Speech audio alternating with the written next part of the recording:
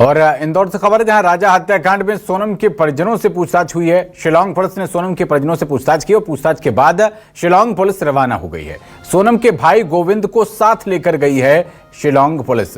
करीब 1.5 घंटे तक परिजनों से पुलिस के अधिकारियों ने सवाल जवाब किए हैं। घर में रखे सोनम के सामान की भी पुलिस ने तलाशी ली है और इसके बाद सोनम के भाई गोविंद को शिलांग पुलिस अपने साथ लेकर गई है।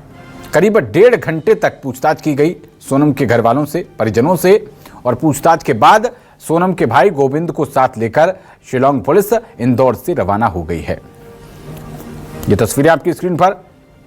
शिलांग पुलिस की एक स्पेशल इन्वेस्टिगेशन टीम सोनम के परिजनों से पूछताछ करने के लिए आई थी और सोनम के घर पर उनके परिजनों से बयान लिए गए, पूछताछ की गई और करीब 1.5 घंटे तक पूछताछ करने के बाद शिलांग पुलिस और जो स्पेशल इन्वेस्टिगेशन टीम है वो सोनम के भाई गोविंद को साथ लेकर गई है। ज्यादा जानकारी के साथ हमारे संवाददाता चंकी वाजपेयी जुड़ रहे हैं। चंकी, सोनम के भाई गोविंद को शिलांग पुलिस लेकर गई है, क्या अपडेट है? बिल्कुल, इंदौर में जिस तरीके से राजा रघुवंशी की हत्याकांड को लेकर शिलांग पुलिस पिछले 24 घंटों से छानबीन में जुटी हुई है, उसी के बाद में आज जो है सोनम के घर पर शिलांग पुलिस के अधिकारी और जो अधिकारी वहां पर पहुंचे थे और उसके बाद में करीबन 1.5 से 2 घंटे तक घर के अंदर छानबीन की गई है। वही घर है, सोनम रघुवंशी का घर है। आप देख सकते हैं ये दरवाजा फिर से एक बार बंद हो गया है, जो कि शिलांग पुलिस के लिए खुला था।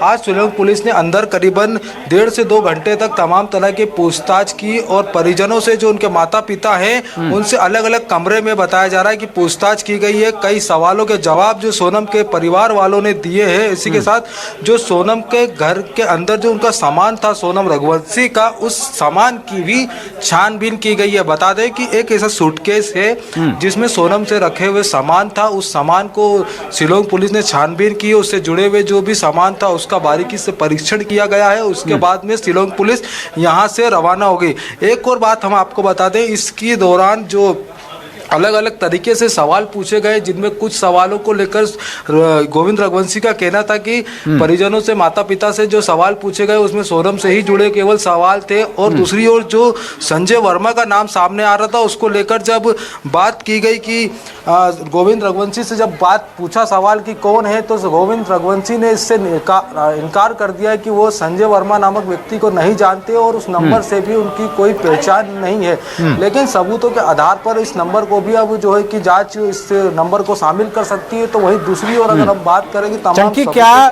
तो आमने सामने पूछताछ के लिए, आमने सामने बिठाकर पूछताछ करने के लिए गोविंद को ले जाया गया है, या गोविंद ने कुछ ऐसा बोला है जो संदेहास्पद था, उस वजह से फिर लेकर गए? इस पर कोई क्लैरिटी है? पूछताछ के लिए लेकर गए या हिरासत में लेकर गए?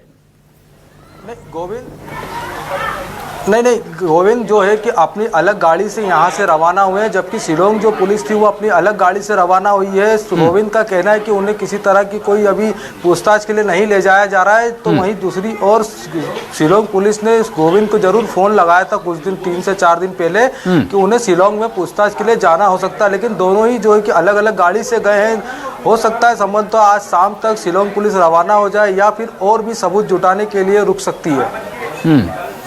चले, खैर गाड़ी का तो नहीं कह सकते, क्योंकि कई बार लोग, तमाम नेतागण और अभियुक्त भी अपनी गाड़ी से जाते हैं लेकिन बाद में वहां बैठा लिए जाते हैं।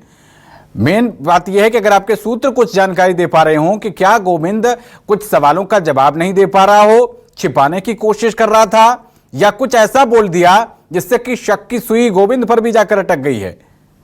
क्योंकि शिलांग लेकर जाना, एक दूसरे राज्य लेकर जाना, और जिस अलग गाड़ी से गए, क्या उसमें एसआईटी का कोई भी अधिकारी बैठा हुआ था गोविंद के साथ, गोविंद की कार में?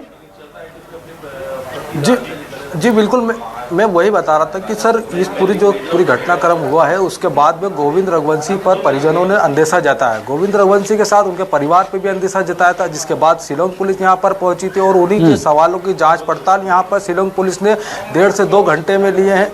और बात गोविंद रघुवंशी की, तो गोविंद रघुवंशी अकेले जो है कि एक गाड़ी में सवार स्वयं गाड़ी अपनी चलाकर लेकर गए हैं और उन्होंने कहा है कि उन्हें किसी तरह की कोई हिरासत में नहीं लिया है, जबकि उनको 3 दिन से 4 दिन पहले ही फ़ोन आया था शिलांग पुलिस का कि उन्हें वहां पर बयान देने जाना है तो वो वहां देने जा सकते हैं, क्योंकि गोविंद रघुवंशी शुरू से ही शिलांग पुलिस के साथ में घूम रहे हैं। आप देख सकते हैं कि चंकी एक चीज और क्लियर करिए, क्या यहाँ पर राजा रघुवंशी के परिवार से कोई परिजन यहाँ पर आया था?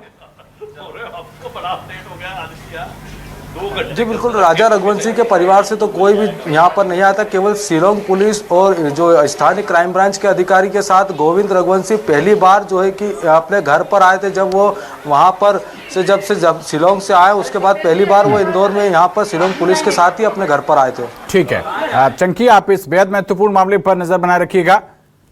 बहुत शुक्रिया इस जानकारी के लिए आपका।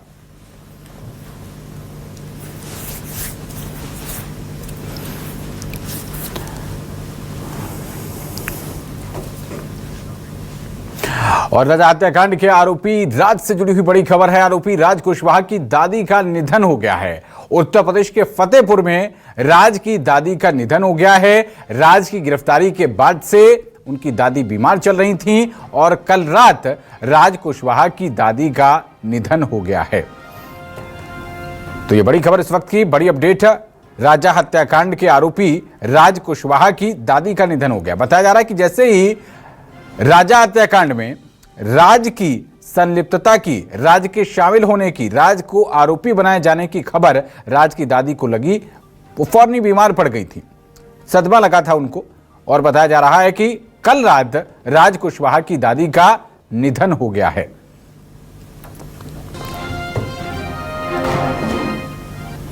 और एक और बड़ी अपडेट इसी राजा हत्याकांड खबर पर, शिलांग पुलिस राज कुशवाहा के घर जाएगी और राज कुशवाहा के परिजनों से भी पूछताछ करेगी।